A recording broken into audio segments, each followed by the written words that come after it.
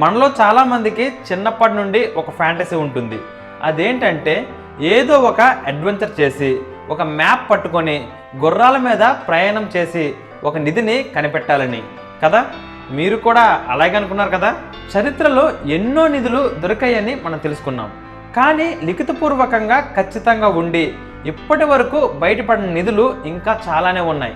అంటే మనం ప్రయత్నిస్తే, మనకే అదృష్టం ఉంటే ఖచ్చితంగా దొరికే నిధులు ఉన్నాయన్నమాట. సో ఈరోజు ఇలా ఇప్పటి వరకు దొరకని 10 అతిపెద్ద దాగి ఉన్న నిధుల గురించి మనం తెలుసుకుందాం. మరి ఇంకెందుకు ఆలస్యం, let us start our countdown. Hi everyone, this is Vikramaditya and welcome to my channel.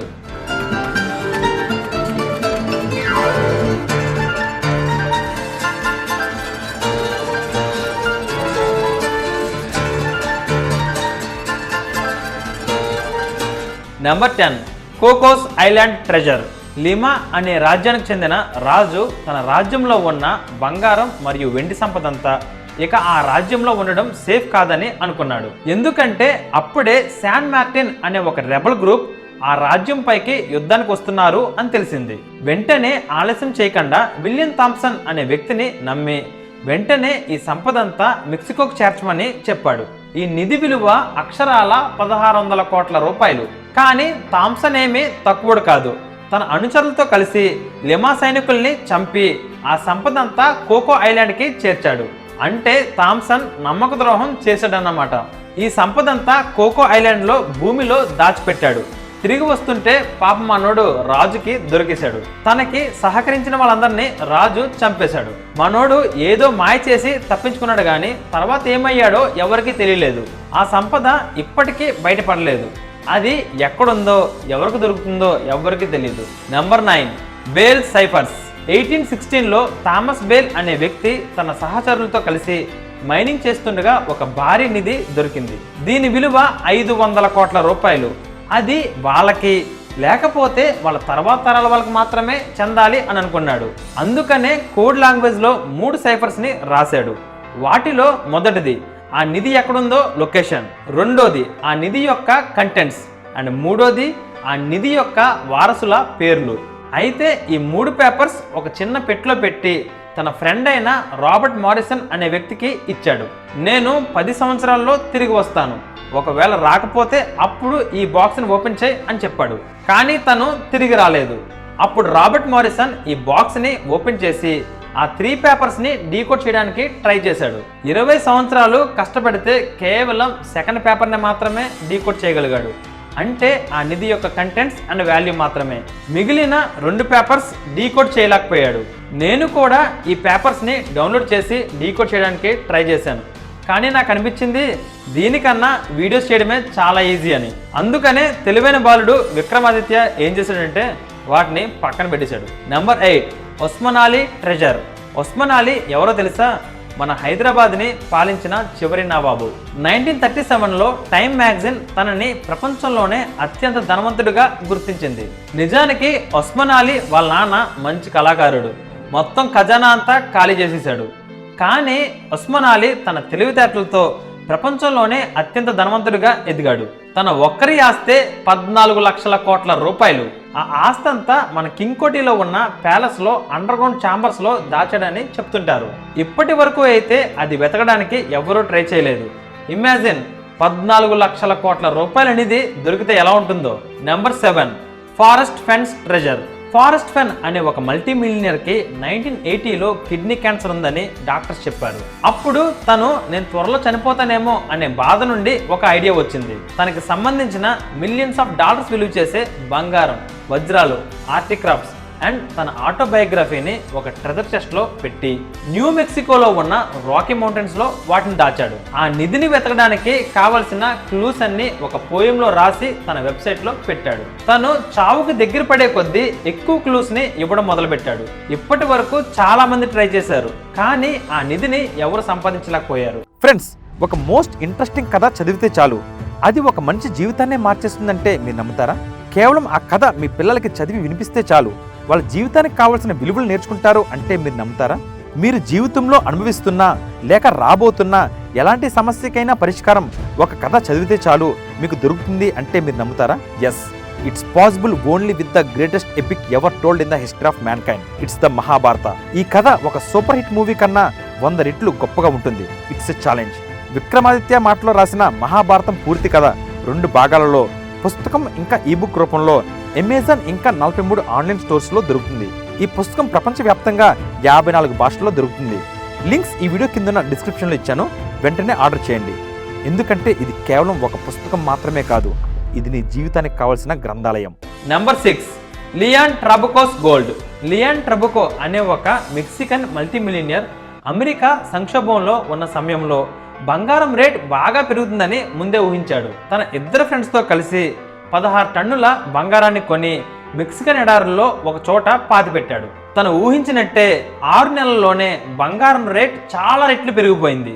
అప్పుడు ఆ బంగారం అమ్మకుండా ఇంకా పెరుగుతుందేమో అనే ఆశతో అలానే ఉంచాడు. కానీ వాడి కర్మ ఎలా కాలిందంటే 1934లో యుఎస్ గోల్డ్ యాక్ట్ వచ్చింది. అంటే ఎవరి దగ్గర లిమిట్కి మించి బంగారం ఉండకూడదు. తరువాత 5 సంవత్సరాల్లోనే వీళ్ళు చనిపోయారు. ఆ టన్నుల కొద్ది బంగారం ఆ మెక్సికన్ ఎడారిలోనే ఎక్కడో ఉండిపోయింది. Number 5, key off coast west treasure. 1622లో 50,000 కోట్ల రూపాయలు విలువ చేసే బంగారం వజ్రాలని హవానా నుండి స్పెయిన్కి రవాణా చేయాలనుకున్నారు. కానీ వారి దురదృష్టం ఏంటంటే ఆ 9 షిప్స్ ఒక పెద్ద తుఫాన్లో చిక్కుకొని మునిగిపోయాయి. వాటిలో ఉండే సెయిలర్స్ అందరూ చనిపోయారు. కానీ వాళ్ళ దురదృష్టమే మెల్ ఫిషర్ అనే వ్యక్తికి అదృష్టంగా మారింది. తనకి ఈ నిధిలో 70% దొరికింది. దానిని తను సొంతం చేసుకున్నాడు. కానీ ఇంకా దొరకని 30% నిధి సముద్రంలోనే ఉంది. దానికోసం ఇంకా వెతుకులాట జరుగుతూనే ఉంది. నెంబర్ 4, అనంత పద్మనాభ స్వామి ట్రెజర్. కేరళలో ఉన్న తిరువనంతపురంలో ఉన్న అనంత పద్మనాభ స్వామి నిధి గురించి ప్రత్యేకంగా చెప్పాల్సిన అవసరం లేదు. దీని గురించి ప్రపంచమంతా తెలుసు. ఆ గుడి కింద ఉన్న 6 ఛాంబర్స్లో ఛాంబర్ ఏ తెరవగా దానిలో మాత్రమే 1,40,000 కోట్ల రూపాయల నిధి దొరికింది. దీనికి చాలా రెట్ల నిధి ఛాంబర్ బిలో ఉందట. కానీ దాన్ని తెరవడానికి సుప్రీంకోర్టు ఇంకా ఆర్డర్స్ ఇవ్వలేదు. ఆ తలుపుని తెరవనీయకుండా మన పూర్వీకులు నాగబంధం వేశారు. అది తెరిస్తే ప్రళయం వచ్చి ప్రపంచమంతా నాశనం అయిపోతుంది అని చాలామంది చెబుతుంటారు. ఈ అనంత పద్మనాభ స్వామి నిధి మిస్టరీని గురించిన కంప్లీట్ డీటెయిల్స్ నేను ఆల్రెడీ ఒక వీడియోని చేశాను. ఆ వీడియోని మీరు చూడండి. Number 3, Nadir Shah treasure. Persia నుండి నాదిర్ షా అనే వ్యక్తి తన 50,000 మంది సైన్యంతో ఢిల్లీపైకి దండెత్తాడు. దాదాపు 30,000 మంది అమాయకుల్ని చంపి విలువ కట్టలేనంత సంపదని దోచుకున్నాడు.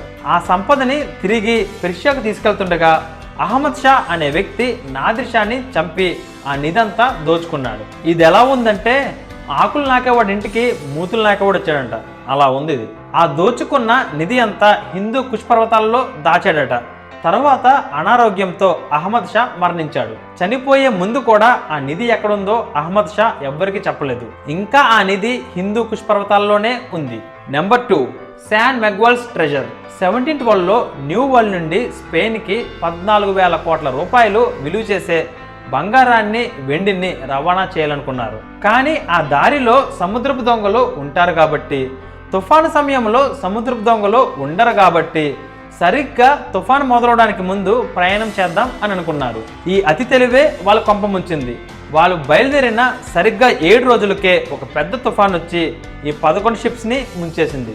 దాదాపు 1000 మంది చనిపోయారు. కానీ తరువాత వాటిలో 7 షిప్స్ దొరికాయి. కొంత నిధి భాగమే దొరికింది. కానీ ఇంకా దొరకాల్సినవి 8 షిప్స్. అవి ఎవరు దొరుకుతాయో చూద్దాం. Number 1, lake Guatavita treasure. కొలంబియాలో గువాటావిటా అనే లేక్ వద్ద మ్యూస్కా జాతికి చెందిన ట్రైబ్స్ నివసించేవారు. వారు కొన్ని వందల సంవత్సరాలుగా వాళ్ళ దేవుడిని ప్లీజ్ చేయడం కోసం కేజీల కొద్ది బంగారాన్ని ఆ లేక్లో పడేసేవారు. అలా కొన్ని టన్నుల బంగారం ఆ నదిలోకి చేరుకుంది. మరి ఆ బంగారాన్ని సొంతం చేసుకోవాలని ఎవరో ఒకరు ఖచ్చితంగా అనుకుని ఉంటారు కదా.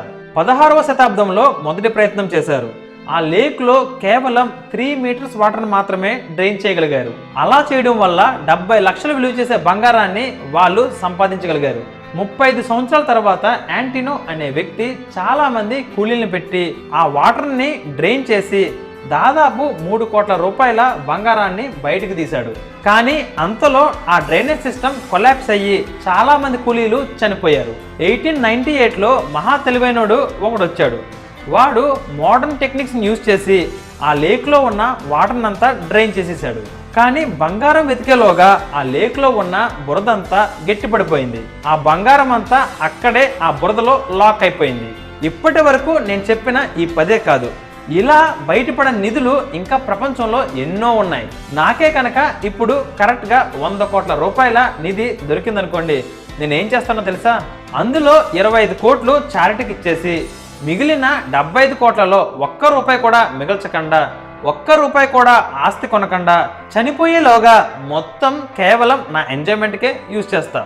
ఉన్నది ఒకటే లైఫ్ బాస్, ఛాన్స్ వస్తే ఎంజాయ్ చేసేయడమే, కాకపోతే ఎవరిని బాధ పెట్టకూడదు అంతే.